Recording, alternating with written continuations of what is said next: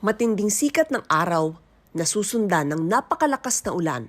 Perwisyo sa mga taga-Occidental Mindoro ang pabago-bagong lagay ng panahon kahapon dahil sa Bagyong Leon. Nag-zero visibility na sa National Highway sa lakas ng ulan. Pero umulan man o umaraw, tuloy sa pag-aani ang mga magsasakang ito sa bayan ng Santa Cruz. Noong kalagitnaan ng Oktubre pa dapat aanihin ito, kung di tumama ang Bagyong Christine. Sa kabilang palayan, buong araw rin ang paggagapas ng mga magsasaka.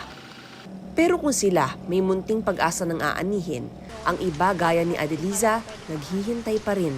Hindi pa tayo nakakaani dahil hindi nga po tumigil itong ulan. Ang kapatid ni Adeliza, suwerte at nakaani na.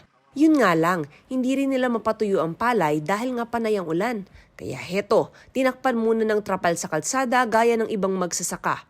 Ang 100,000 pisong puhunan mukhang pinadapa na rin daw ng nagdaang bagyo.